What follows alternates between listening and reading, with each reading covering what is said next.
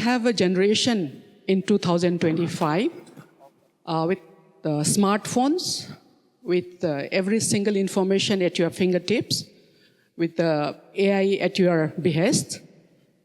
But back home, how many are Arunachalis here? Please raise your hands. How many from RGU? RGU and Neris? Okay, thank you. And can I see the hands of the boys who are here? All the boys. Thanks. Just for my, orientation. Thanks to all the teachers, faculty, the organizers, and the students for being here this evening. So the social media, I'm sure everyone has smartphones, access to social media, WhatsApp, Insta, you name it, you have it. So of late, since I think 2023, we have seen, especially me as a women's rights activist, have felt the palpable attitudinal posturing of the younger generation, which are the attitudes, when we say, which are not only the traditional patriarchal values and principles they have been continued to be raised with, but also, despite modern education and all the scientific and technological backups, there is a very explicit resistance to women's empowerment, which to me as a mother, as a grandmother today, is quite painful, because someone like me has given my prime time, prime youth, my family's, children's, husband's time, my parents' time to a movement when it was at a very nascent stage. And we always thought that things are progressing. When the Panchayati Raj reservation was implemented after 10 long years of advocacy and lobbying with the government, in 2003 we thought, okay, here's a milestone we have achieved. Our women are getting into the panchayats. And when the Women's Commission, the State Commission for Women came up, when it was established in 2005, we thought, okay, here's another. We thought things were moving ahead. And then suddenly, 2010, 2020, we started feeling that there is a resistance towards women's socio-economic and political empowerment. There were trolling of our leaders in social media. And we also started realizing that the education that our girls were getting in the government schools or in the village schools were not enough for them to get government employment or get into a paying livelihood opportunity. And girls were actually not the traditional rightful inheritor of parental properties. They didn't have also the right to inherit their husbands, even joint property or self-acquired property. In many cases were brought to us.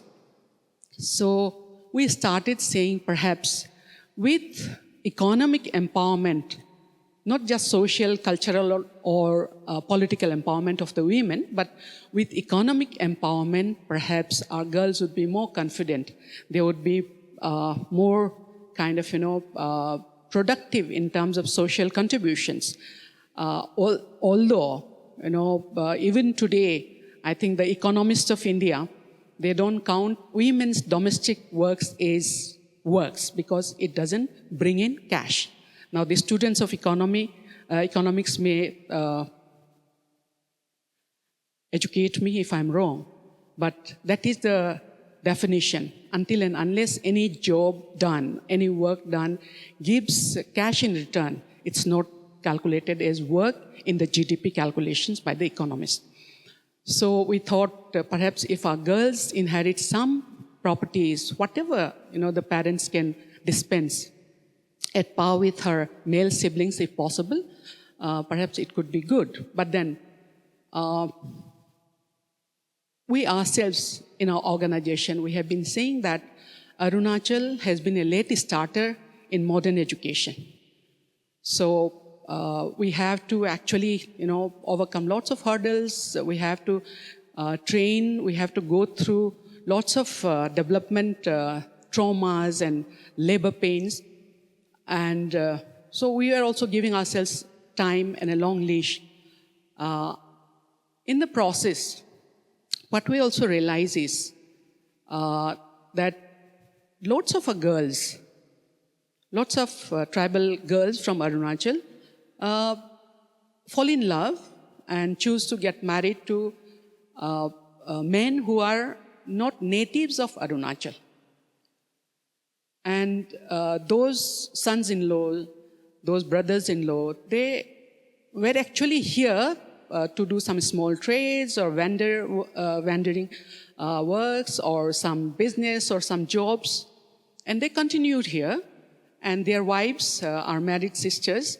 They also started doing small businesses and, something to, support her husband's income, to support their children and family, and even pay back to her own natal family, where perhaps educating a brother in college or in school, or an orphan nephew or niece, or aging parents, sick relatives.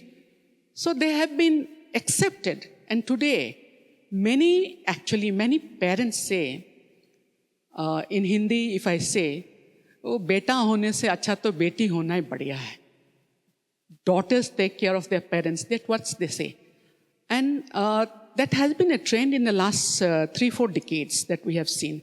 Educated girls have taken on responsibilities of supporting family at times of needs or wherever they can pitch in. So there has been an acceptance of these non-Arunachali sons-in-law and brothers-in-law also. But then perhaps something went wrong. Some people actually thought that whatever a married, a scheduled tribe, Arunachali scheduled tribe girl who's married a non-Arunachali person from outside Arunachal cannot own any landed property in Arunachal.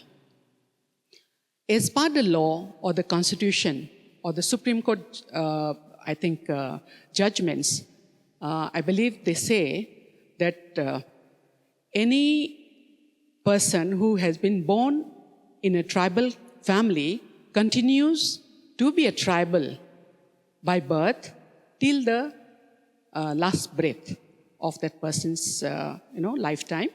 So that applies for the girls who are married to non-Arunachalis also. So if she can actually acquire some property in her own name, it is in her name till she is alive. And perhaps she could bequeath it to her siblings or parents or someone who's with her, or who she cares for. So,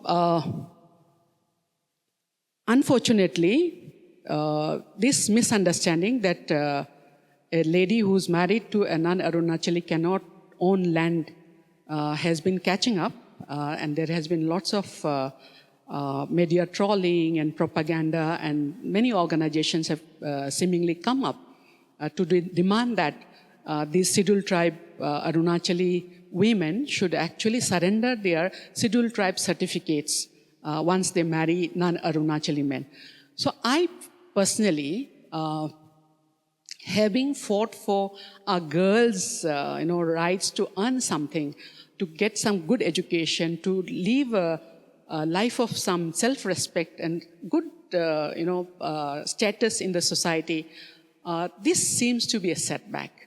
And as a community worker, as a community leader who had led one of the tribal organization called the Gala Welfare Society as president for 2 tenures, I had also been instrumental in setting up of an organization called the Arunachal Indigenous Tribes Forum, which is a platform for all the community-based organizations in Arunachal.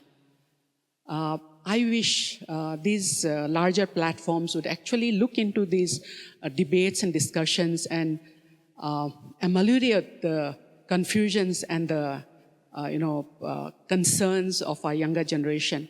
Because until and unless these are resolved at this stage, it could lead to some heartburns, and even looks like, if aggravated, they might even take to the street, and bloodshed could also happen, unfortunately. But I hope and I appeal to all the younger generation here, if I am saying anything wrong, please let me know. But let the sisters, let the daughters of Arunachal enjoy what they're entitled to in this land, as per law, as per customs, without, of course, creating any problems for us who are in this state. That can be ensured through negotiations, through deliberations, and across a table. That's my belief as a peace negotiator, also as a conflict management person, and as a human rights person. And I would like to conclude here. Thank you so much.